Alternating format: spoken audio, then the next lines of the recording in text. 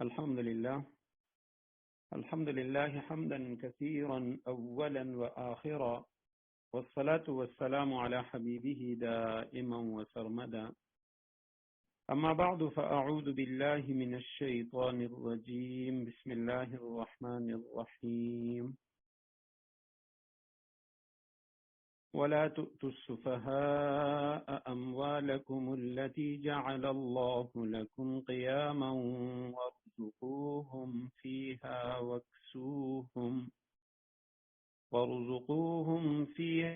واكسوهم وقولوا لهم قولا معروفا. صدق الله العظيم. اللهم صل على محمد النبي الأمي وعلى آله وأصحابه وبارك وسلم. رب زدني علما، رب اشرح لي صدري ويسر لي أمري واحلل عقدة من لساني يفقهوا قولي. اللهم أرنا الحق حقا وارزقنا اتباعه وأرنا الباطل باطلا وارزقنا اجتنابه. سورہ نساء آیت نمبر 5 ہے. وَلَا تُؤْتُوا السُّفَهَاءَ أَمْوَالَكُمُ الَّتِي جَعَلَ اللَّهُ لَكُمْ قِيَامًا، اور ناسمجھ یتیموں کو اپنے وہ مال حوالے نہ کرو. جعل اللہ لکم قیاما، جن کو اللہ نے تمہارے لیے زندگی کا سرمایہ بنایا ہے. وارزقوہم فیہا، ہاں ان کو ان میں سے کھلاؤ. وکسوہم، اور پہناؤ. وقولوا لہم قولا معروفا، اور ان سے مناسب انداز میں بات کر لو. گزشتہ کل ہم نے سورہ نساء کا آغاز کیا تھا اور ابتدائی چند باتیں عرض کی تھیں. ایک دو باتیں جو گزشتہ درس میں رہ گئی تھیں تو ان کو عرض کر کے انشاءاللہ اس کے بعد آیت نمبر 5 کی طرف آتے ہیں. سب سے پہلی بات تو یہ ہے کہ سورہ نساء کی جو پہلی آیت ہے، یا ایھا الناس اتقوا ربکم الذی خلقکم من نفس واحدہ، آیت کریمہ کا ترجمہ اور تشریح تو ہم سن چکے ہیں. البتہ ایک اور بات جو سورہ آل عمران کے اندر بھی میں عرض کر چکا ہوں، سورہ آل عمران کی آیت نمبر 102 میں، کہ اگر کبھی ہم نے غور کیا ہو تو جب بھی نکاح ہوتا ہے اور نکاح کے اندر خطبہ پڑھا جاتا ہے جو سنت عمل ہے، تو نکاح کے خطبے کے اندر 4 آیات پڑھی جاتی ہیں. ان آیات میں سے ایک آیت کریمہ سورہ آل عمران کی ہے، ایک سورہ نساء کی پہلی آیت اور 2 آیتیں سورہ احزاب کی. سورہ آل عمران کی جو پہلی آیت ہے، سورہ آل عمران کی جو آیت نمبر 102 ہے، یا ایھا الذین آمنوا اتقوا اللہ حق تقاتہ ولا تموتن الا وانتم مسلمون. سورہ نساء کی آیت کریمہ، یا ایھا الناس اتقوا ربکم الذی خلقکم من نفس واحدہ وخلق منها زوجها وبث منهما رجالا كثيرا ونساء واتقوا الله الذي تساءلون به والارحام ان اللہ کان علیکم رقیبا. اور سورہ احزاب کی آیت نمبر 70 اور 71، یا ایھا الذین آمنوا اتقوا اللہ وقولوا قولا سدیدا یصلح لکم اعمالکم ویغفر لکم ذنوبکم ومن یطع اللہ ورسولہ فقد فاز فوزا عظیما.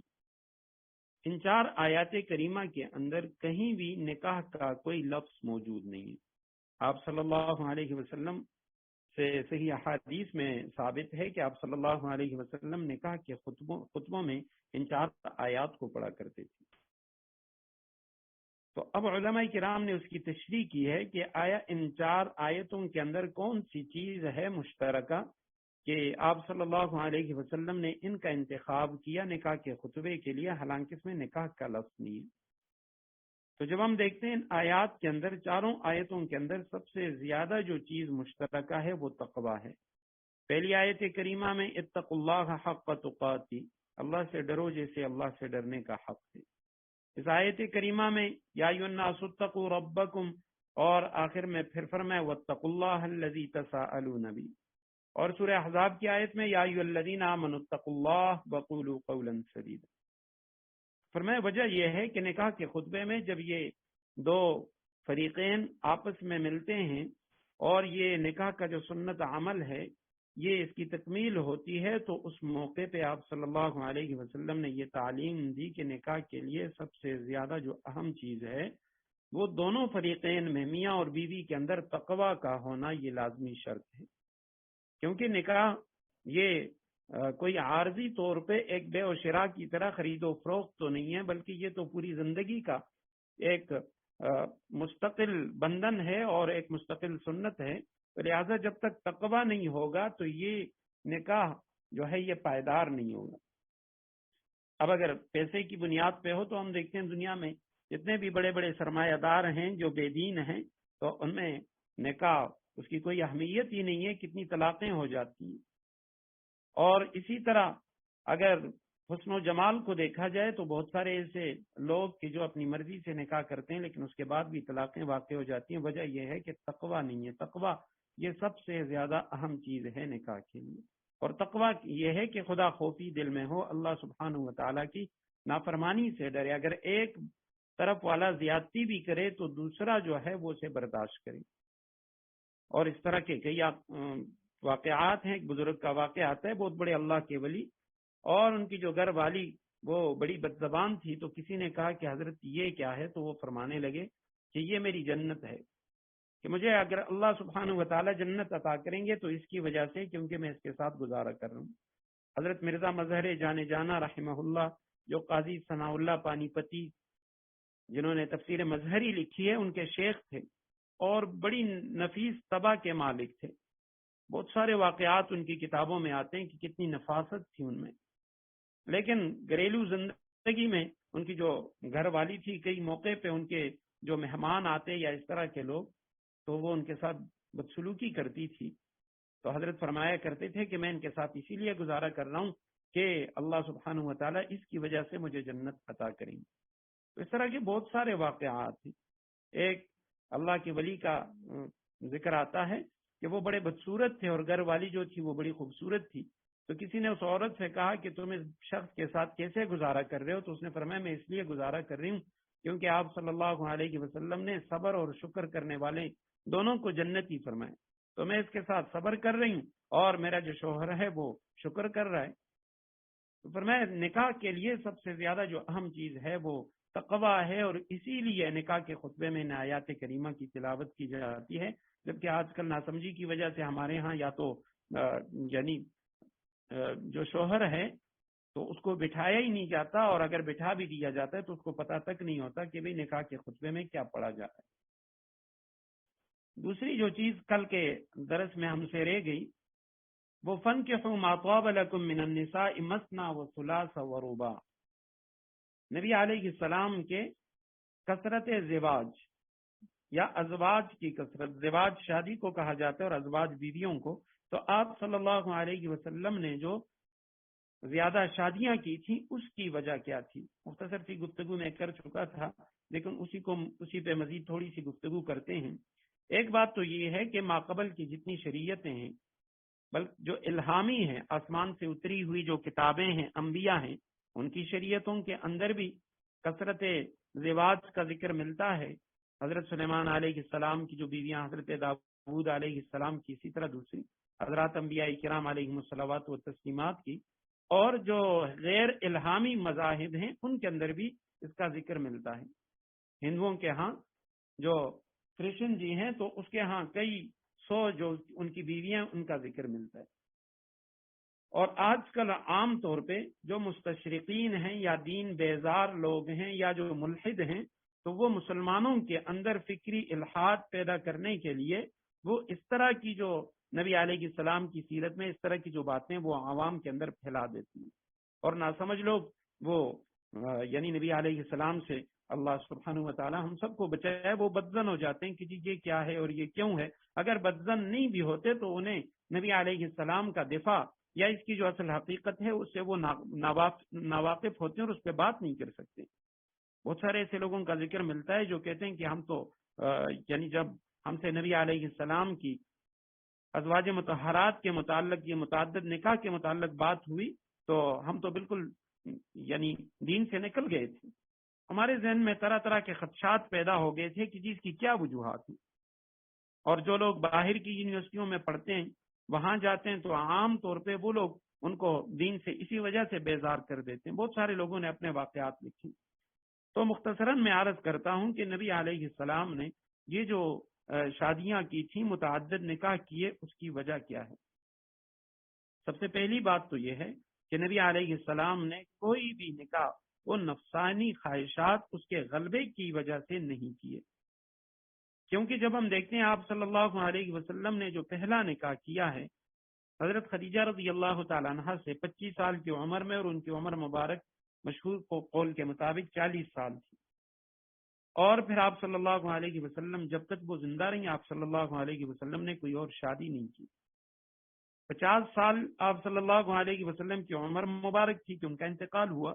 حضرت مفتی شفیع رحمہ اللہ نے تقریباً 54 سال کی عمر تک لکھا ہے کہ آپ صلی اللہ علیہ وسلم نے صرف ایک ہی بیوی پر اکتفا کیا. حضرت خدیجہ رضی اللہ تعالیٰ عنہ کے انتقال کے بعد حضرت سودا، پھر حضرت عائشہ، اس کے بعد کی جو عمر ہے اس میں آپ صلی اللہ علیہ وسلم نے یہ باقی نکاح کی.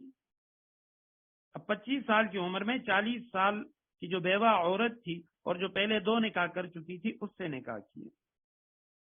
اور اس کے بعد پھر آپ صلی اللہ علیہ وسلم نے حضرت سودا، حضرت ام سلمہ، حضرت زینب بنت خزیمہ رضی اللہ تعالی عنہن، ان سے مختلف اوقات میں نکاح کیے. اور یہ جو نکاح تھے یہ غزوہ احد کے بعد ہوئے. جنگ احد میں 70 صحابہ شہید ہوئے، تو اس وجہ سے نصف سے زیادہ جو گرانے تھے وہ بے اسرا ہو گئے. بیوگان اور یتیموں کا کوئی سہارا نہ رہا، تو آپ صلی اللہ علیہ وسلم نے اس مسئلے کو حل کرنے کے لیے صحابہ کرام کو ترغیب دی، اور آپ صلی اللہ علیہ وسلم نے خود یہ جو 3 ازواج تھیں ان سے شادی کی. تو اس وجہ سے آپ صلی اللہ علیہ وسلم کے متعدد نکاح، باقی صحابوں کے متعدد نکاح، اس وجہ سے کئی جو بے آسرا گرانے تھے ان کو آسرا مل گیا. اور عربوں میں کثرت ازواج اس کا رواج بھی تھا.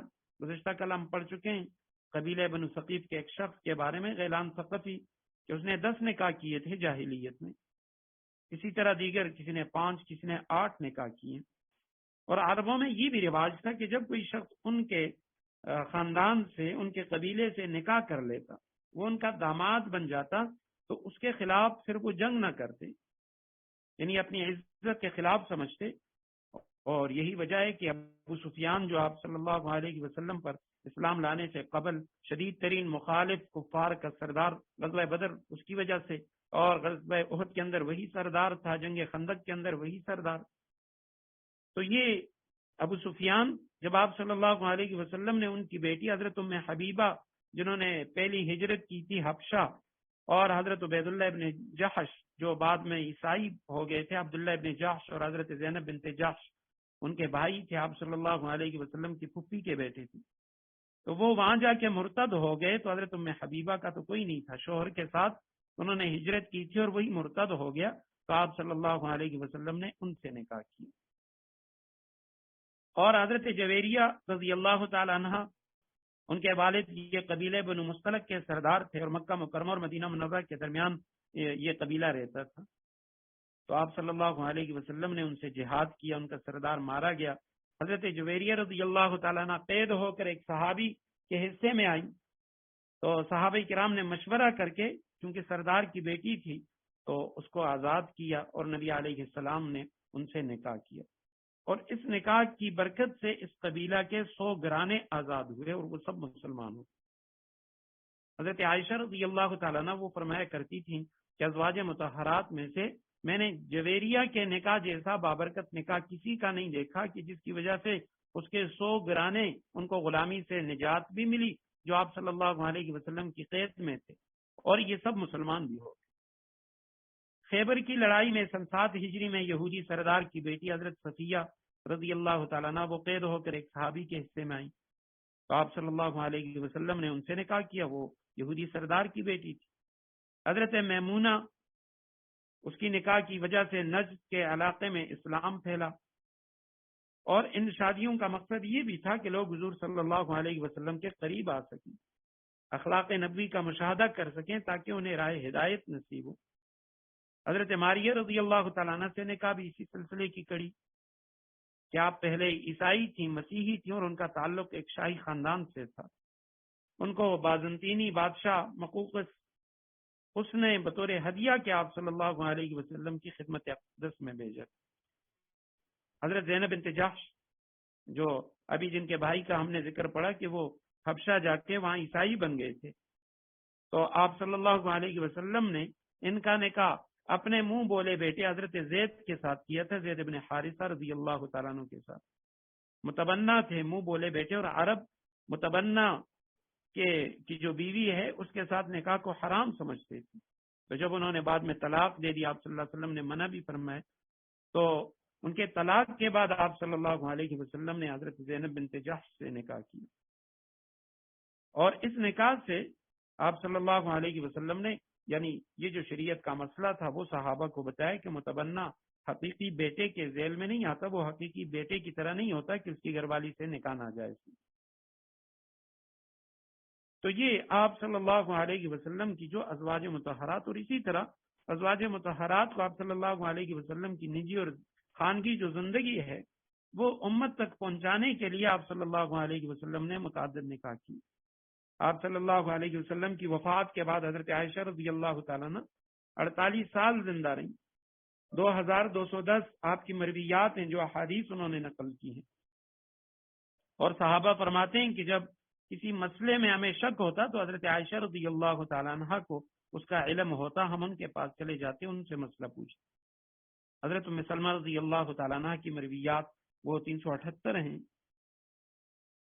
تو یہ آپ صلی اللہ علیہ وسلم کی جو متعدد نکاح تھے اس کی کئی وجوہات، اس میں سے یہ چند جو وجہ وہ میں نے بیان کر دی. علماء نے اس پہ تفصیلی کتابیں لکھی. البتہ ازواج مطہرات کے حوالے سے آپ صلی اللہ علیہ وسلم نے یہ جو نکاح فرمائے تو ان کی ترتیب یاد کرنے کے لیے 1-2 سال قبل میں نے جمعوں پہ ازواج مطہرات آپ صلی اللہ علیہ وسلم کی سیرت اور پھر آپ صلی اللہ علیہ وسلم کی ازواج، اہل بیت، بنات اور بنین، ان پہ ترتیب وار جمعے کی جو کہ خطبے تھے وہ پیش کیے تھے. تو اس دوران یہ چیز کہ آپ صلی اللہ علیہ وسلم نے ازواج مطہرات میں سے پہلے کس کے ساتھ نکاح کیا، دوسرے نمبر پہ، تیسرے نمبر پہ، یہ جو 11 ازواج مطہرات ہیں ان کی ترتیب کیا ہے.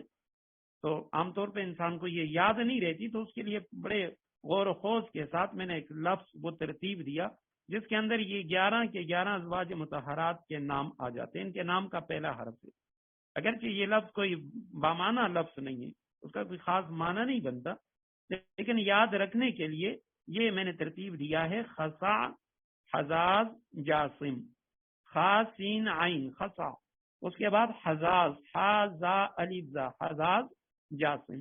اور اس طرح کے جو الفاظ ہوتے ہیں یہ مخففات یہ انسان کے ذہن میں بیٹھ جاتے ہیں تو پھر یہ بھولتے نہیں. خسا، حزاز، جاسم، یہ ترتیب وار ازواج مطہرات کے ناموں کا پہلا حرف ہے. مثلا خا، اس سے مراد پہلی زوجہ مطہرہ حضرت خدیجہ.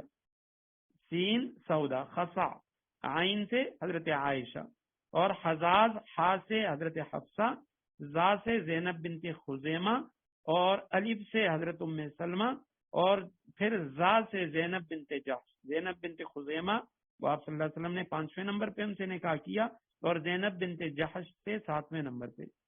اور جاسم جیم سے حضرت جویریہ، الف سے حضرت ام حبیبہ، صاد سے حضرت صفیہ، اور آخر میں میم سے حضرت میمونہ سلام اللہ تعالی علیہم. خسع، خزاز، جاسم، اس کے اندر یہ 11 کے 11 ازواج مطہرات کے نام ترتیب کے ساتھ کہ شروع سے آخر تک آپ صلی اللہ علیہ وسلم نے اس ترتیب سے ان ازواج مطہرات کو اپنے عقد میں لیا اور ان سے نکاح فرمایا. اب آتے ہیں آج کی آیت کی طرف. وَلَا تُؤْتُوا السُّفَهَاءَ أَمْوَالَكُمُ الَّتِي جَعَلَ اللَّهُ لَكُمْ قِيَامًا وَارْزُقُوهُمْ فِيهَا وَاكْسُوهُمْ وَقُولُوا لَهُمْ قَوْلًا مَّعْرُوفًا. اچھا، اس سے پہلے یہ آیت نمبر 4 پہ بھی ایک بات عرض کر دوں. وَآتُوا النِّسَاءَ صَدُقَاتِهِنَّ نِحْلًا، ان عورتوں کے ان کے مہر خوشی سے دے دیا کرو. یہ مہر کے متعلق تھوڑی سی وضاحت کر دوں کہ مہر کیا ہے اور کم از کم مہر کیا ہے، اور اسی طرح مہر فاطمی جو عوام کے اندر مشہور ہے تو اس کی اصل کیا ہے. کہ ان عورتوں کے جو مہر ہیں وہ خوشی سے دیا کرو، اور اگر وہ اس کا کچھ حصہ خوش دلی سے چھوڑ دیں تو اسے خوشگواری اور مزے سے کھا لو. فَكُلُوا هَنِيئًا مَرِيئًا. تو مہر کا جو نصاب ہے، پہلی بات تو یہ نکاح کے اندر دو چیزیں ضروری ہیں. نکاح کے جو ارکان ہیں وہ دو ہیں، ایک ایجاب و قبول، اور دوسری چیز وہ دو گواہ. دو گواہوں کی موجودگی میں اگر ایجاب و قبول ہو جائے، ایجاب و قبول کا مطلب یہ ہے کہ ایک طرف سے پہلا جملہ کہ میں اپنے آپ کو تمہارے نکاح میں، یعنی اگر عورت کہے کہ میں اپنے آپ کو تمہارے نکاح میں دینا چاہتی ہوں اور مرد کہے مجھے قبول ہے، تو جو پہلا جملہ ہوتا ہے اسے ایجاب اور دوسرے کو قبول کہا جاتا ہے. تو ایک تو ایجاب و قبول یہ نکاح کا رکن ہے، اور دوسرا رکن وہ دو گواہ ہیں. دو گواہوں کی موجودگی میں اگر کوئی لڑکا اور لڑکی وہ ایجاب و قبول کر لے تو ان کا نکاح منعقد ہو جاتا ہے.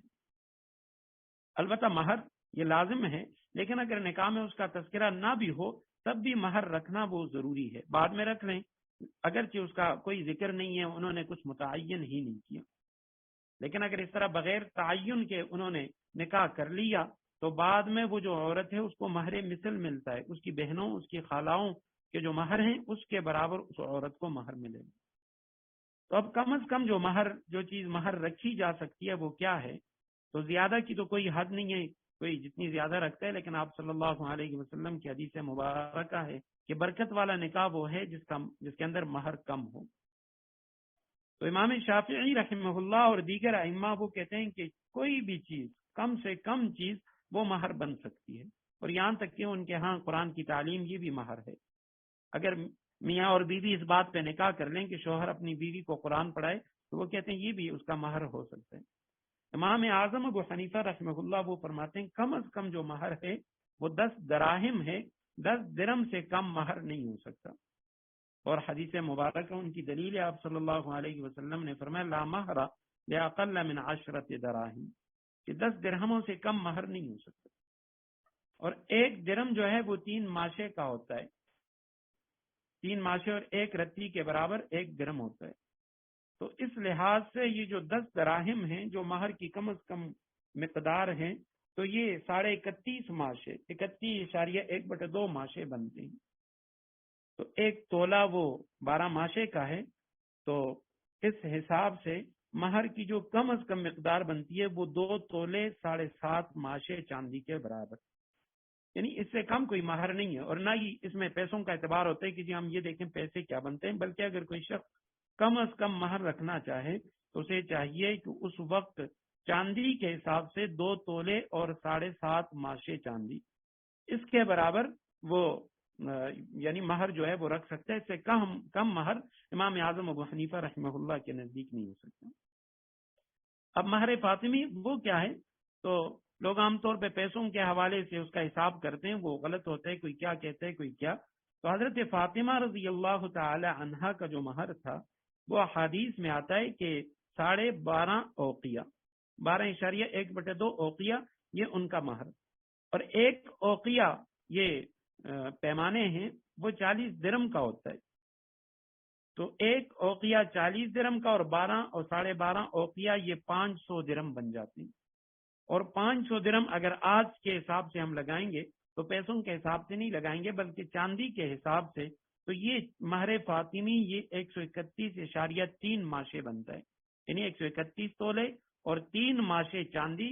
یہ حضرت فاطمہ رضی اللہ تعالیٰ عنہ کا مہر تھا. اگر کوئی شخص برکت کے لیے حضرت فاطمہ رضی اللہ تعالیٰ عنہ کا جو مہر ہے اپنی بہن یا اپنی بیٹی کا رکھنا چاہتا ہے تو اسے چاہیے کہ 131 تولے اور 3 ماشے چاندی، اس کی جو قیمت بنتی ہے اس حساب سے یہ مہر رکھ سکتا ہے.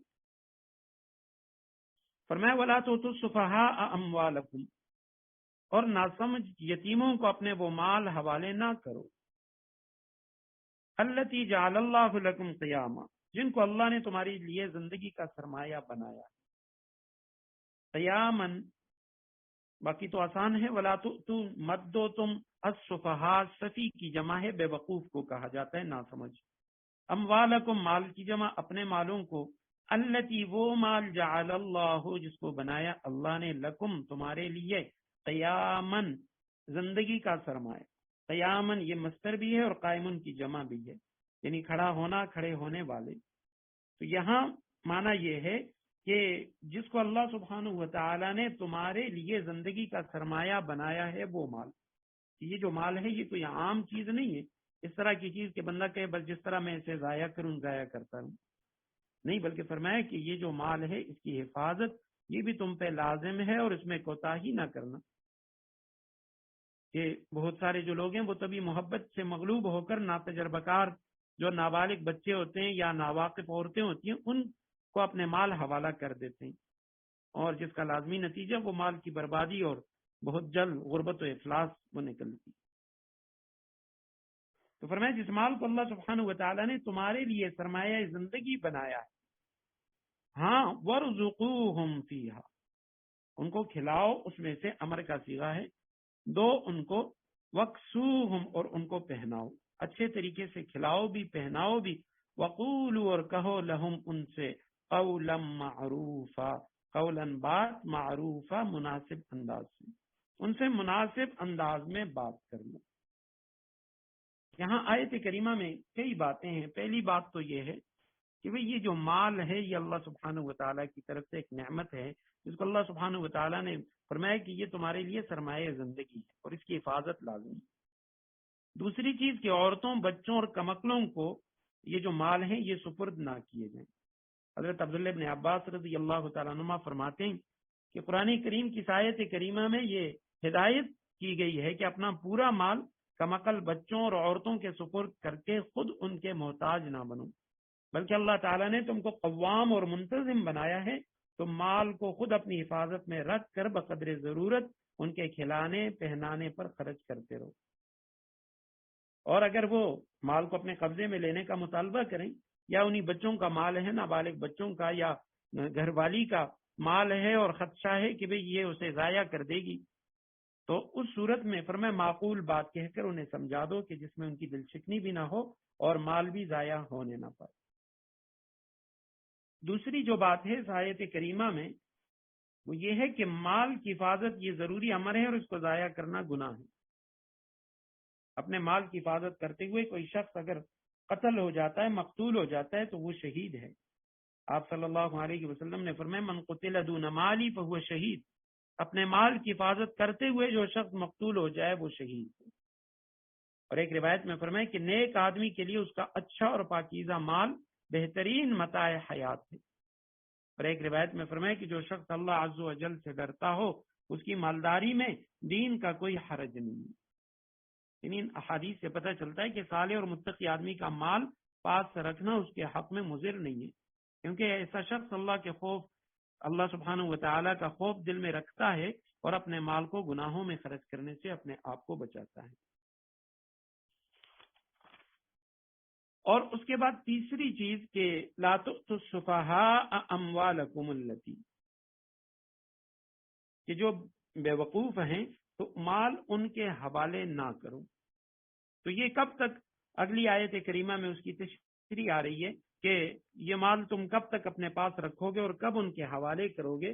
فرمایا وابتلوا الیتامی حتی اذا بلغوا النکاح، اور یتیموں کو جانچتے رہو، ان کا امتحان لیتے رہو، حتی اذا بلغوا النکاح، یہاں تک کہ جب وہ نکاح کے لائق عمر کو پہنچ جائیں. فَإِنْ آنَسْتُمْ، پس اگر تم ان سے یہ محسوس کرو کہ ان میں رشدن سمجھداری آ چکی ہے، فَادْفَعُوا، پس دے دو ان کو، حوالے کر دو ان کے، اموالہم، ان کا مال. وَلَا تَأْكُلُوهَا، اور مت کھاؤ اس مال کو، اسرافن، فضول خرچی کر کے، وبدارن، اور جلدی جلدی، ان یکبروا، اس خیال سے کہ وہ کہیں بڑے نہ ہو جائیں. ومن کان غنیا فلیستعفف، یتیموں کے سرپرستوں میں سے من کان غنیا، جو خود مالدار ہو، فلیستعفف، تو وہ اپنے آپ کو یتیم کا مال کھانے سے بالکل پاک رکھے. ومن کان فقیرا فلیأکل بالمعروف، ہاں اگر وہ خود محتاج ہو تو معروف طریقہ کار ملحوظ رکھتے ہوئے کھا لے، دستور کے مطابق وہ کھا لے. فَإِذَا دَفَعْتُمْ إِلَيْهِمْ، پھر جب تم ان کے مال انہیں دے دو، فَأَشْهِدُوا عَلَيْهِمْ، تو ان پر گواہ بنا لو، وَكَفَى بِاللَّهِ حَسِيبًا، اور اللہ حساب لینے کے لیے کافی ہے. وَابْتَلُوا، ابتلا سے ہے، آزمائش کرو تم، امتحان لو، جانچو، یتامہ، یتیموں کو، حتیٰ، یہاں تک، اذا بلغوا، جب وہ پہنچیں، جمع مذکر غائب کا صیغہ بلغہ سے، جب وہ پہنچے ان نکاح، نکاح کی عمر یعنی نکاح کے لائق عمر کو پہنچ جائیں. فَإِن پس اگر آنستم تم اگر محسوس کرو ان سے، تمہیں یعنی یہ بات معلوم ہو ان سے، رشدن، رشدن کے معنی ہدایت، صلاحیت، بھلائی، کہ اگر تم دیکھو ان میں محسوس کرو ان میں سمجھداری آ چکی ہے، فَادْفَعُوا پس دے دو، امر کا صیغہ ہے، الیہم ان کی طرف، اموالہم ان کے مال، وَلَا تَأْكُلُوهَا اور مت کھاؤ، نہیں کا صیغہ ہے، اسرافن فضول مدوں میں، فضول مدوں میں یتیموں کا مال خرچ نہ کرو، وَبِدَارًا بدار کے معنی جلدی کر کے، یعنی شتابی اور سرعت سے کام لے کر ان کا مال بے دریغ خرچ نہ کر ڈالو. ان یکبروا اس سوچ سے، یہ سوچ کر کہ وہ بڑے ہو جائیں، کہ جی جب وہ بڑے ہو جائیں گے، بالغ ہو جائیں گے، تو پھر تو ہم ان کا مال ان کے حوالے کریں گے، تو پہلے ہی سے ان کا جو مال ہے وہ تم نہ اس میں اصراف کرو اور نہ ہی انہیں خرچ کرو. ومن کان غنیا اور جو شخص مالدار ہو، غنی ہو، فلیستعفف امر کا صیغہ ہے استعفاف سے، استعفاف کے معنی ہے بچنا، کہ وہ بچتا رہے یتیموں کے مال، خود خرچ کرنے سے پرہیز کرے، اپنے اوپر خرچ کرنے سے پرہیز کرے. ومن کانا اور جو شخص فقیرن فقیر ہو، فقیر وہ ہے کہ جس کے پاس کچھ بھی نہیں ہے، وہ یتیم کا سرپرست ہے، فلیأکل تو اسے چاہیے کہ وہ کھائے، بالمعروف دستور کے مطابق، مناسب مقدار میں، وہ اپنے اوپر بھی اس کے سرپرست ہونے کی وجہ سے، اس کے مال کی حفاظت کرنے اور یتیم کی پرورش کرنے کی وجہ سے وہ کھا سکتا ہے. فَإِذَا دَفَعْتُمْ پس جب تم نے دے دیا ان کو، اموالہم ان کے مال، جب تم ان کو ان کے مال دینے کا ارادہ کرو، فَأَشْهِدُوا امر کا صیغہ ہے پس گواہ بناؤ، علیہم ان پر، مال دیتے وقت ان پر گواہ بنایا کرو. وَكَفَى بِاللَّهِ حَسِيبًا اور اللہ سبحانہ وتعالی کافی ہے حساب لینے والا، حساب کرنے والا. تو آیت کریمہ میں ایک چیز تو ابتلاء یتامہ، یتیموں کی آزمائش. تو پہلی بات یہ ہے کہ یتیموں کی آزمائش کس طرح ہوگی، یتیموں کی آزمائش وہ کس طرح کرے. تو علماء نے دو طریقے لکھے ہیں. ایک طریقہ تو یہ ہے کہ جو یتیم ہے اور وہ کیونکہ یہاں پہ ابتلوا الیتامہ یعنی بلوغت سے پہلے پہلے، ابھی وہ بلوغت کی حد تک نہیں پہنچا، لیکن اگر اس میں سمجھداری آ گئی ہے تو اس کا جو سرپرست ہے وہ اسے جانچ لے، اس کے امتحان دے، یا تو اس کو کچھ پیسے دے دے اور کچھ بھی نہ کہے، اور کچھ دنوں کے بعد اس سے پوچھے کہ بھی ان پیسوں کا کیا کیا، تو اسے پتہ چل جائے گا کہ اس نے ان پیسوں کو کہاں خرچ کیے.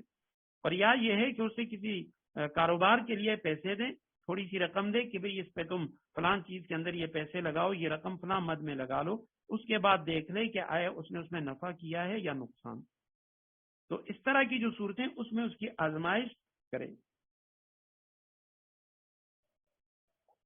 مفتی شفیع رحمہ اللہ نے بچوں کی جو مخصوص طبیعت اور ان میں عقل و ہوش کی جو نشو و نما کے اعتبار سے ان کے 3 درجے وہ بیان کیے. ایک بلوغ سے پہلے کا، دوسرا بلوغ کے بعد کا، اور تیسرا ہوشیاری کے بعد، یعنی بلوغ کے بعد جب ہوشیاری آ جائے. تو بلوغ سے پہلے فرمایا بچوں کے جو اولیاء ہیں ان کو یہ حکم ہے کہ ان کی تعلیم و تربیت کی کوشش کریں اور معاملات میں ان کو ہوشیار کرنے کے لیے چھوٹے چھوٹے معاملات خرید و فروخت کے ان کے ہاتھ سے کرائیں. فرمایا وابتلوا الیتامہ کا یہی مطلب ہے.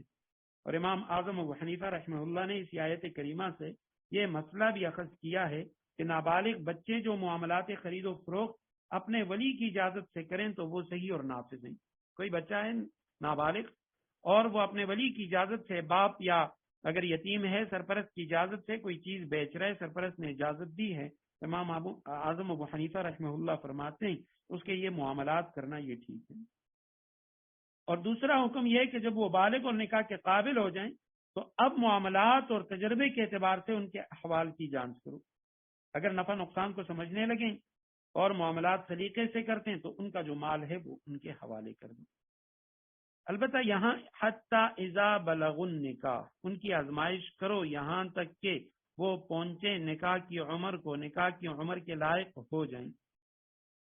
تو یہ بلوغ کی جو عمر ہے یہ کیا ہے؟ بلوغ کی جو عمر ہے اس حوالے سے علماء نے لکھا ہے اصل تو یہ ہے کہ یعنی اس کے لیے کسی سال کا کوئی تعین نہیں ہے.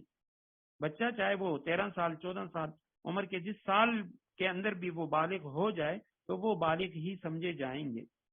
البتہ اگر 13-14 سال کے اندر بچے کے اندر بلوغ کے کوئی آثار نمودار نہ ہوں بچے اور بچی میں، تو عمر کے اعتبار سے اس کے بلوغ کا جو کب قرار دیا جائے گا تو اس کے لیے کیا حد مقرر ہے، تو اس میں فقہاء کا اختلاف ہے۔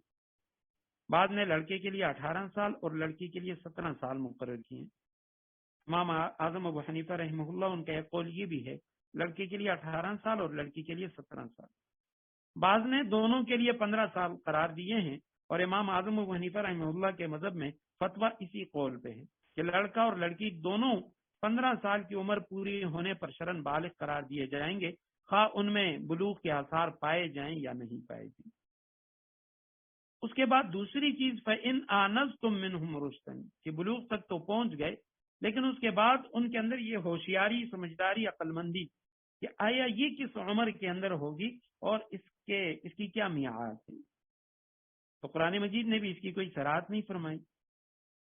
تو حضرات فقہاء کرام وہ فرماتے ہیں کہ جب تک اس کے اندر پوری ہوشیاری محسوس نہ کی جائے اس وقت تک ان کے اموال وہ ان کے سپرد نہ کیے جائیں، بلکہ ان کے جو ولی ہیں، سرپرست ہیں، وہی اس کی حفاظت کریں، یہ ان کے پاس امانت ہوں۔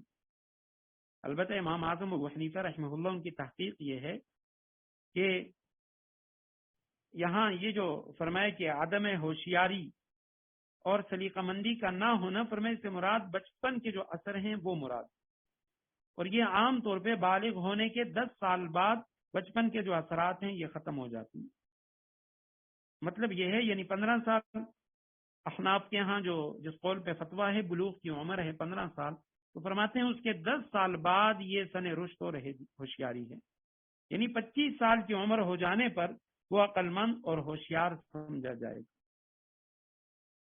ہاں البتہ یہ ہے کہ اگر کسی شخص کے اندر 25 سال کی عمر اس کی ہو جائے اور پھر بھی اس کے اندر مکمل ہوشیاری نہ آئے اور وہ دانشمندی اس میں نہ ہو، تو اس صورت کے اندر امام اعظم ابو حنیفہ رحمہ اللہ تو فرماتے ہیں کہ اس کو اس کے مال سے محروم نہ کیا جائے گا، بلکہ اس کا جو مال ہے وہ اس کو حوالے کر دیا جائے گا۔ ہاں اگر وہ بالکل پاگل یا مجنون ہے تو تب اس کا مال کسی بھی حال میں اس کے حوالے نہیں کیا جائے گا۔ تو فرمایا کہ تم ان کی آزمائش کرو، جب وہ نکاح کی عمر کو پہنچ جائیں تو اس کے بعد ان آنستم منہم رشدن، اگر تم دیکھو ان میں یتیموں کے اندر سمجھداری آ چکی ہے، فادفعوا الیہم اموالہم، تو اب ان کے جو مال ہیں وہ ان کے حوالے کر دو۔ ایک حدیث مبارکہ میں آتے آپ صلی اللہ علیہ وسلم نے 3 شخصوں کے متعلق فرمایا کہ اللہ سبحانہ و تعالیٰ ان پہ لعنت فرماتے ہیں۔ ان میں سے ایک وہ شخص کہ جس کے پاس کسی کا کوئی مال امانت ہو، کسی یتیم کا ہے، کسی اور کا ہے، اور اس کے اندر ابھی وہ عقل مندی اور سمجھداری نہیں آئی اور یہ مال اس کے حوالے کر دی۔ اور دوسرا وہ شخص کہ جس کی گھر والی وہ بدکاری کرتی ہو، اسے علم ہو اور نہ یہ اسے روکے اور نہ اسے طلاق دے، الگ کرے۔ تو یہ، اور تیسرا وہ شخص کہ جو کسی کے ساتھ مالی معاملات کرے اور اس کے اوپر گواہ نہ بنائے۔ تو فرمائے فادفعوا الیہم اموالہم، جب وہ سن رشد کو پہنچ جائیں تو پھر ان کا مال ان کے حوالے کر دو۔ ولا تاکلوھا اسرافا وبدارا، ہاں ان کے مال بطور اسراف کے اپنے اوپر اس طرح خرچ نہ کرو کہ تم ان کے مالوں میں اسراف کرو، وبدارا یا ان میں جلدی کرو، ان یکبروا کہ ابھی یہ بلوغ کو پہنچ جائیں گے پھر ان کا مال ہم ان کے حوالے کریں گے، لہٰذا اس سے پہلے پہلے ان کے مال کو ہم خرچ کریں، ایسا بھی نہ کرو۔ ومن کان غنیا فلیستعفف، جو غنی مالدار ہیں تو وہ ان کے مال سے بالکل اپنے آپ کو بچائے، یعنی کچھ بھی نہ لے، اپنا جو خرچ ہے وہ بھی نہ لے۔ اور اسی آیت کریمہ کے ضمن میں مفتی شفیع رحمہ اللہ انہوں نے لکھا ہے کہ جو لوگ اوقاف کے نگران ہیں یا مساجد مدارس کے منتظم ہیں یا مسلم حکومتوں کے اداروں کے ذمہ دار ہیں یا اسی طرح دیگر ملکی اور ملی خدمات وہ انجام دے رہے ہیں، تو ان میں سے اعلیٰ اور افضل یہ ہے اگر ان کے پاس اتنا اثاثہ ہو، مال ہو کہ وہ اپنے بچوں کے ضروری اخراجات پورے کر سکتے ہوں، تو ان اداروں سے اور حکومت کے بیت المال سے کچھ بھی نہ لیں۔ ہاں اگر وہ غریب ہیں تو پھر وہ جو اپنی خدمات ہیں اس کا جو معاوضہ ہے وہ لے سکتے ہیں۔ ومن کان فقیرا فلیاکل بالمعروف، اگر وہ یتیم کا سرپرست فقیر ہے تو بس وہ دستور کے موافق مناسب مقدار میں اس سے خرچ لے سکتے ہیں۔ اور آخر میں فرمایا کہ جب تم ان کے مال ان کے حوالے کرو تو اس پر گواہ بھی بنا لو۔ وَكَفَى بِاللَّهِ حَسِيبًا، اللہ سبحانہ وتعالی کافی ہے حساب لینے والا۔ لِلرِّجَالِ نَصِيبٌ مِّمَّا تَرَكَ الْوَالِدَانِ وَالْأَقْرَبُونَ وَلِلنِّسَاءِ نَصِيبٌ مِّمَّا تَرَكَ الْوَالِدَانِ وَالْأَقْرَبُونَ مِمَّا قَلَّ مِنْهُ أَوْ كَثُرَ نَصِيبًا مَّفْرُوضًا۔ آیت نمبر 7 ہے۔ مردوں کے لیے بھی اس مال میں حصہ ہے جو والدین اور قریب ترین رشتہ داروں نے چھوڑا، اور للنساء نصیب، عورتوں کے لیے بھی اس مال میں حصہ ہے جو والدین اور ترک الوالدان والاقربون قریبی رشتہ داروں نے چھوڑا ہو، مما قل منہ او کثر، چاہے وہ ترکہ تھوڑا ہو یا زیادہ، یہ حصہ اللہ کی طرف سے مقرر ہے۔ رجال رجل کی جمع مرد، نصیب حصے کو کہا جاتا ہے، متعین حصہ، مما وہ جو ترکہ چھوڑا الوالدان والدین نے والاقربون اور قریبی رشتہ داروں نے، والدین اور قریبی رشتہ داروں نے جو حصہ میراث کا چھوڑا ہے اس میں مردوں کا بھی حصہ ہے، وللنساء اور عورتوں کے لیے بھی نصیب حصہ ہے متعین، مما ترک الوالدان جو چھوڑا اس کے والدین نے، والاقربون اور قریبی رشتہ داروں نے، مما اس مال میں سے قل، ماضی معروف واحد مذکر غائب کا صیغہ ہے، وہ کم ہو، قلت سے کثرت کی ضد ہے، او کثر یا زیادہ ہو، وہ مال کم ہے یا زیادہ لیکن حصے متعین ہے، نصیبا مفروضا، نصیب کے معنی حصہ، مفروضا فرض کیا گیا، مقرر کردہ، یعنی یہ حصہ اللہ کی طرف سے مقرر ہے۔ سب سے پہلے تو آیت کریمہ کا جو شان نزول ہے اس کو ہم سنتے ہیں اور اس کے بعد انشاءاللہ آیت کریمہ کی تشریح کی طرف آتے ہیں۔ آیت کریمہ کا شان نزول یہ ہے کہ اسلام سے پہلے عرب اور عجم کی قوموں میں یہ جو تقسیم میراث کا مسئلہ تھا تو اس میں عام طور پہ یتیم بچے اور صنف نازک عورتیں وہ یعنی طرح طرح کے ظلم و ستم کا شکار رہی ہیں، اور پھر عرب ان کے اندر یہ اصول تھا کہ وراثت کا مستحق صرف وہ شخص ہے جو گھوڑے پر سوار ہو، دشمن کا مقابلہ کرے، مال غنیمت جمع کرے، اسی کو وراثت ملے گی، باقی عورتیں نہ وہ جہاد کر سکتی ہیں، لڑائی کر سکتی ہیں، لہذا ان کو بھی مال غنیمت میں سے حصہ نہیں ملے گا، اور جو نابالغ بچے ہیں، یتیم ہیں، ان کو بھی حصہ نہیں ملے گا کیونکہ وہ بھی لڑائی نہیں کر سکتے۔ تو اس صورتوں میں ان دونوں کا حق مارا جاتا، اور یہی وجہ ہے کہ آپ صلی اللہ علیہ وسلم کے عہد مبارک میں ایک واقعہ پیش آیا حضرت اوس ابن ثابت رضی اللہ تعالی عنہ کے انتقال کے بعد، ان کی گھر والی اور ان کے بچوں کا۔ اوس ابن ثابت رضی اللہ تعالیٰ عنہ، ان کے دو بھائی تھے، حضرت سوید اور حضرت عرفہ۔ تو اوس ابن ثابت رضی اللہ تعالیٰ عنہ کا جب انتقال ہوا، ان کی دو لڑکیاں تھیں، ایک لڑکا نابالغ تھا اور اس کی گھر والی تھی۔ تو عرب کا جو دستور تھا اس کے مطابق ان کے چچا زاد بھائیوں نے مرحوم کے پورے مال پہ قبضہ کر لیا اور اولاد اور اس کی بیوی میں سے کسی کو کچھ نہ دیا، کیونکہ ان کے نزدیک عورت وہ تو مستحق ہی نہیں ہے وراثت کی، کیونکہ وہ لڑائی جھگڑا نہیں کر سکتی، تو لہٰذا بیوی بھی محروم ہوگی اور دونوں بیٹیاں بھی۔ اب بیٹا وہ نابالغ تھا تو اس لیے وہ جو بیٹا تھا اس کو بھی انہوں نے محروم کر دیا، اور وہ جو دو چچا زاد بھائی تھے وہ اس کے وارث بن گئے۔ اوس ابن ثابت رضی اللہ تعالیٰ عنہ کی جو بیوہ تھی، وہ انہوں نے یہ بھی چاہا کہ یہ چچا زاد بھائی جو پورے ترکے کا اور مال کا وراثت پر انہوں نے قبضہ کر لیا، تو وہ ان کی دونوں لڑکیوں سے شادی کر لیں، تو تاکہ یہ جو بچیوں کی فکر ہے اس سے وہ فارغ ہوں، مگر انہوں نے یہ بھی قبول نہ کیا۔ تو تب حضرت اوس ابن ثابت کی بیوہ آپ صلی اللہ علیہ وسلم کے پاس آئی اور انہوں نے یہ سارا ماجرا بیان کیا اور اپنے اور اپنے بچوں کی بے کسی اور محرومی کی شکایت کی۔ تو اس وقت چونکہ قرآن کریم میں میراث کے متعلق کوئی حکم نازل نہیں ہوا تھا، آپ صلی اللہ علیہ وسلم نے جواب نہیں دیا، توقف اختیار کیا، خاموشی اختیار کی، اور آپ صلی اللہ علیہ وسلم کو اطمینان تھا کہ اللہ سبحانہ وتعالی ضرور اس ظالمانہ قانون کو اللہ سبحانہ وتعالی بدل دیں گے، اس کے مقابلے میں قرآن کا کوئی قانون آئے گا۔ تو چنانچہ اس موقع پر یہ آیت کریمہ نازل ہوئی کہ مردوں کا بھی حصہ ہے جو ان کے والدین اور قریبی رشتہ داروں نے چھوڑا، اور عورتوں کا بھی حصہ ہے۔ تو اب یہاں پہ یہ قرآن کریم کا جو قانون میراث ہے کہ یہ جو حصے قرآن کریم نے متعین کیے ہیں، تو سب سے پہلے دوسرے رکوع کے اندر اس کی دو آیات، ایک آیت کریمہ یہ ہے تو اس کے اندر اس کا تفصیلی ذکر ہے جس پہ علماء نے کئی کتابیں لکھی ہیں. اور یہ جو میراث کے مسائل ہیں اس کا علم، اس کو اصطلاح میں علم فرائض کہا جاتا ہے. علم الفرائض کہا جاتا ہے میراث کے علم کو. اور اس پہ آپ صلی اللہ علیہ وسلم کی کئی احادیث ہیں. آپ صلی اللہ علیہ وسلم نے اس کے فضائل بیان کیے کہ فرائض سیکھو اور لوگوں کو سکھاؤ کیونکہ میرا وصال ہونے والا ہے. اور ایک روایت میں فرمایا قرآن کو اور فرائض کو سیکھو، یعنی علم میراث کو سیکھو اور سکھاؤ. ہو سکتا ہے کہ لوگوں پر ایک ایسا زمانہ آ جائے کہ دو آدمیوں کا کسی حصے کے بارے میں اختلاف ہو مگر وہ اپنے درمیان کسی فیصلہ کرنے والے کو نہ پائیں. اور ایک روایت میں فرمایا کہ فرائض کو سیکھو، لوگوں کو سکھاؤ، اس لیے یہ آدھا علم ہے اور سب سے پہلے یہ بھلا دیا جائے گا اور سب سے پہلے میری امت سے یہ علم اٹھا دیا جائے گا. ایک روایت میں فرمایا جب کھیلنا چاہو تو تیر اندازی کا کھیل کھیلو اور جب باتیں کرنا چاہو تو فرائض کی باتیں کرو. یعنی یہ جو علم میراث ہے، علم فرائض، اس سے متعلق. تو پہلی بات تو یہ ہے کہ میراث کا جو علم ہے اس کو علم فرائض کہا جاتا ہے. اور اس کے بعد دوسری چیز یہ ہے کہ یہ کوئی بھی شخص جب اس کا انتقال ہوتا ہے تو انتقال کے بعد اس کی یہ جو وراثت تقسیم ہوتی ہے اس سے پہلے تین چیزیں اس کا نفاذ جو ہے وہ ضروری ہے. میراث کا چوتھا نمبر ہے اور قرآن کریم میں آگے اس کا ذکر آ رہا ہے.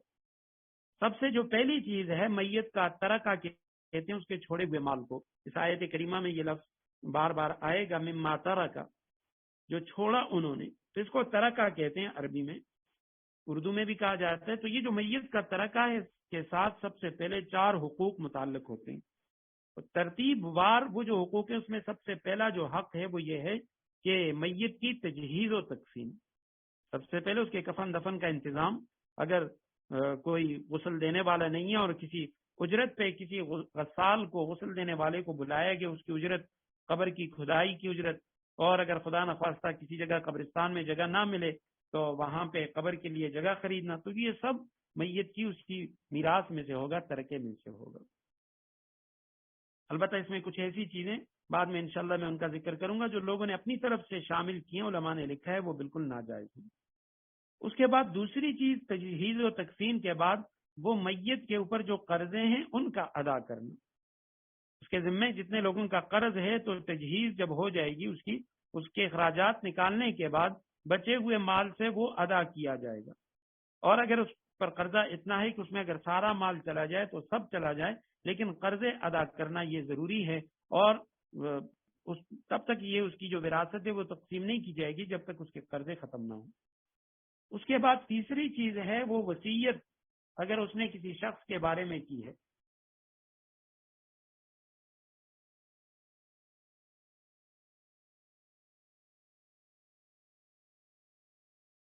ہے وہ نافذ کی جائے گی، لیکن وصیت کے لیے قانون یہ ہے کہ کوئی بھی شخص اپنے مال میں سے 1/3 سے زیادہ کی وصیت نہیں کر سکتا. وصیت یہ ہوتی ہے کہ آخری وقت میں کوئی شخص کسی شخص کے لیے، کسی اور شخص کے لیے اپنے مال کی وصیت کر لے کہ میرے مرنے کے بعد یہ میرا مال فلاں کو ملے، یا فلاں جو ادارہ ہے اس کے اندر یہ مال دیا جائے.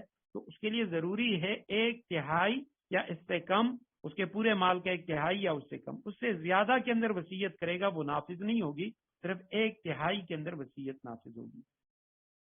اور کسی وارث کے لیے بھی وصیت جائز نہیں. اس کے بعد اب چوتھا نمبر وہ تقسیم میراث کا ہے. پہلے تجہیز و تقسیم، پھر قرضوں کی ادائیگی، اس کے بعد کوئی وصیت ہے تو اس کی ادائیگی، اور آخر میں تقسیم میراث. اپنی زندگی میں اگر کوئی شخص اپنا مال دینا چاہتا ہے وہ کل بھی دے سکتا ہے، آدھا بھی دے سکتا ہے. اگرچہ اس کی بعض صورتیں جو ہیں وہ بہتر نہیں ہیں، اچھی نہیں ہیں، اس میں اس کے لیے گناہ ہے، لیکن اگر وہ زندگی میں خرچ کرنا چاہتا ہے تو خرچ کر سکتا ہے، لیکن مرنے کے بعد 1/3 سے زائد کی وصیت نہیں کر سکتا. اب جب تقسیم میراث ہوگی، چوتھے نمبر پہ اس کی میراث تقسیم کی جائے گی. تو میراث کی تقسیم کے لیے سب سے پہلے ان لوگوں کے حصے ہوں گے جن لوگوں کو اصحاب الفرائض کہا جاتا ہے. وہ لوگ جن کے حصے قرآن کریم نے بیان کیے ہیں، تو سب سے پہلے ان لوگوں کے اندر اس کا جو مال ہے وہ دیا جائے گا. اور یہ نظام وراثت جو ہے اس کے کچھ اصول ہیں، انشاءاللہ بعد میں اس پہ گفتگو کریں گے. تو سب سے پہلے ان کا حصہ اصحاب الفرائض جن کے حصے قرآن نے بیان کی.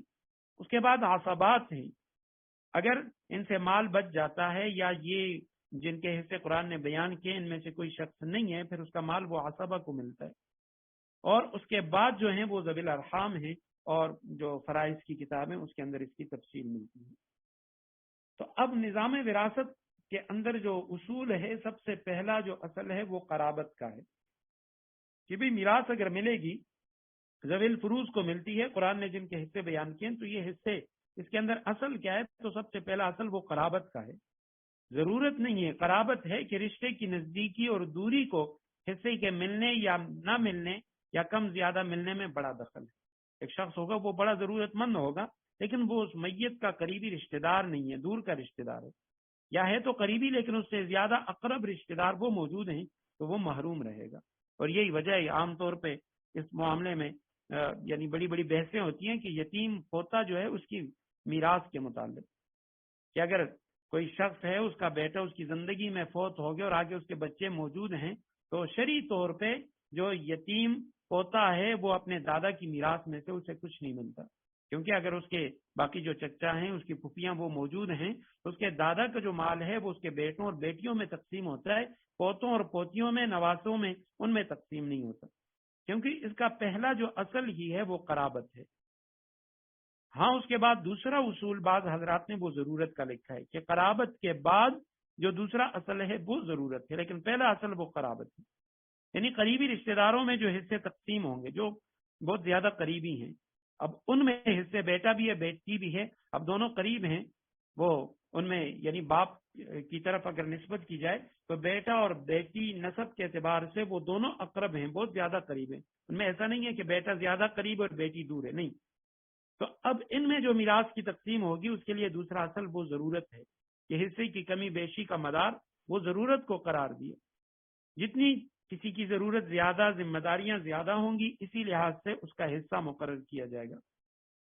اب مثلا میت کے والدین اور اس کے اولاد کی قرابت ہے تو وہ بالکل مساوی نوعیت کی ہے، باپ ہے اور بیٹے ہیں، لیکن اولاد چونکہ اب زندگی کا سفر وہ شروع کر رہی ہیں اور ان کی ضروریات وہ والدین کی ضروریات سے کہیں زیادہ ہیں، کیونکہ والدین وہ تو طویل سفر کے بعد اب آخری منزل کی طرف وہ قدم رکھ چکے ہیں، تو لہٰذا اس میں اب اولاد کو زیادہ ملے گا اور والدین جو ہیں اس کا حصہ کم ہوگا، کیونکہ یہ دوسرا اصل ہے۔ اور یہی فرق وہ لڑکی اور لڑکے کا بھی ہے کہ بھئی اب لڑکی اس کو کم کیوں ملتا ہے اور لڑکے کو اس کا دگنا کیوں ملتا ہے، تو اس کی وجہ یہ ہے کہ لڑکی پر کسی قسم کی ذمہ داری نہیں ہے، شادی سے پہلے اس کے والدین اس کی تمام ضروریات کے کفیل ہیں، اور شادی کے بعد اس کی رہائش، لباس اور خوراک، خورد و نوش کی تمام ذمہ داریاں وہ خاوند پر ہیں۔ تو پہلا اصول وہ قرابت کا ہے۔ اس کے بعد دوسرا اصول بعض حضرات نے ضرورت کا لکھا ہے کہ والدین، اولاد اور بیٹے اور بیٹیوں میں جو تقسیم ہوگی تو اس میں کمی زیادتی وہ ان کی جو ضروریات ہیں، ان کی ذمہ داریاں اس حوالے سے۔ تیسرا اصول وہ تقسیم دولت ہے کہ تمام اولاد، لڑکے لڑکیاں، ان کے علاوہ کئی اور رشتہ داروں کو وارث قرار دیا تاکہ یہ سارا کا سارا مال وہ کسی ایک شخص کو نہ ملے۔ تو اب آگے اس کی انشاءاللہ تفصیلی وہ صورتیں آئیں گی کہ بھئی کسی کا انتقال ہوتا ہے، اس کے بیٹے بیٹیاں ہیں تو کس شخص کو کتنا حصہ ملے گا، تو وہ بات دوسری آیت میں دوسرے رکوع کے اندر اس کا ذکر ہے۔ البتہ اس آیت کریمہ میں فرمایا کہ للرجال نصیب مما ترک الوالدان، للرجال مردوں کے لیے نصیب حصہ ہے، مما ترک جو چھوڑا الوالدان والدین نے، والاقربون اور قریب ترین رشتہ داروں نے۔ والدین یا قریب ترین رشتہ داروں میں خاص خاص صورتیں ہوتی ہیں، والدین کا تو ہر شخص جو ہے وہ اس کا وارث بنتا ہے، لیکن قریب ترین رشتہ دار یعنی بہن بھائیوں میں وہ بعد میں انشاءاللہ آئیں گے کہ کن صورتوں میں بھائی وہ اپنے بھائی کا وارث بنتا ہے۔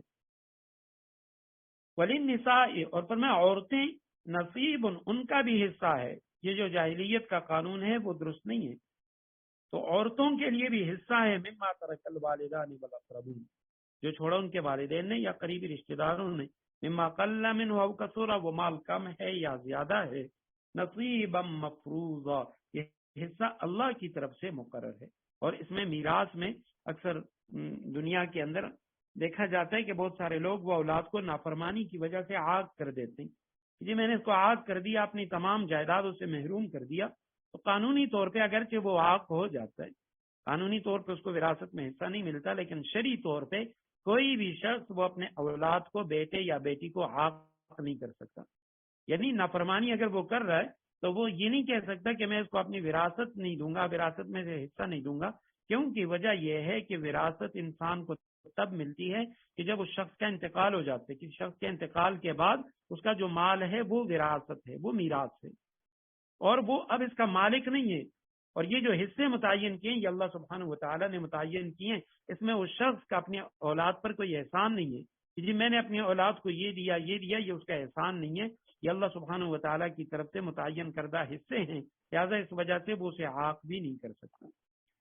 وَإِذَا حَضَرَ الْقِسْمَ، آیت نمبر 8، اولو القربى والیتامى والمساکین، اور جب میراث کی تقسیم کے وقت غیر وارث جن کا کوئی حصہ متعین نہیں، کیونکہ جن کے حصے متعین ہیں وہ تو اسی کے مطابق ان کو ملیں گے، لیکن غیر وارث حضر القسمہ اگر حاضر ہو جائیں میراث کی تقسیم کے وقت، اولو القربى رشتہ دار، والیتامى یتیم آ جائیں، والمساکین اور مسکین لوگ آ جائیں، فرزقوہم تو ان کو بھی دو اس میں سے کچھ مال، فرزقوہم من اس میں سے کچھ ان کو بھی دے دو، وقولوا اور کہو لہم ان سے قولا معروفا مناسب انداز میں بات، ان سے مناسب انداز میں بات کرو. اب یہ جو حکم دیا جا رہا ہے کہ بھئی اگر حاضر ہو جائیں تقسیم میراث کے وقت، قسمت کے معنی تقسیم، تو قریبی رشتہ دار آ گئے، یتیم آ گئے، مسکین آ گئے، تو ان کو مال دو. فرزقوہم، اب یہ صیغہ امر کا ہے لیکن علماء نے لکھا ہے اس سے مراد وجوبی نہیں ہے، یہ امر استحبابی ہے، مستحب ہے، بہتر ہے کہ آپ اپنی میراث کی تقسیم کر رہے ہیں، اپنے حصے لے رہے ہیں، اور کچھ ایسے یتیم ہیں یا فقیر ہیں جن کے پاس کچھ بھی نہیں ہے وہ آ جاتے ہیں، تو آپ بطور احسان کے ان کو بھی اس میں سے کچھ دے دیں. ان کا کوئی حصہ نہیں ہے، نہ وہ مطالبہ کر سکتے ہیں، لیکن آپ بطور احسان کے صدقے کے ان کو کچھ دے دیں. وقولوا لهم قولا معروفا، اور اچھے طریقے سے ان سے کچھ بات بھی کر لیں. یعنی یا تو یہ اگر آپ کچھ دینا نہیں چاہتے یا آپ دے نہیں سکتے تو تب بھی ان کو خوش طبی کے ساتھ، خوش دلی کے ساتھ ان کو رخصت کریں، ان کی دل سکنی نہ کریں، غصہ نہ کریں. اور اگر آپ نے ان کو دے دیا لیکن تھوڑا سا کوئی چیز دے دی، اب وہ اس پہ راضی نہیں ہے، تو تب بھی ان سے اچھے طریقے سے مناسب انداز سے بات کر کے ان کو رخصت کر لیں. اگلی جو آیت کریمہ ہے اور اس کے بعد کا رکوع، تو اس کے اندر یہ یعنی میراث ہی کے مسائل ہیں، تو انشاءاللہ آئندہ درس میں اس پہ گفتگو کریں گے. بارک اللہ لی ولکم فی القرآن العظیم ونفعنی وإیاکم بالآیات والذکر الحکیم، وآخر دعوانا ان الحمد للہ رب العالمین.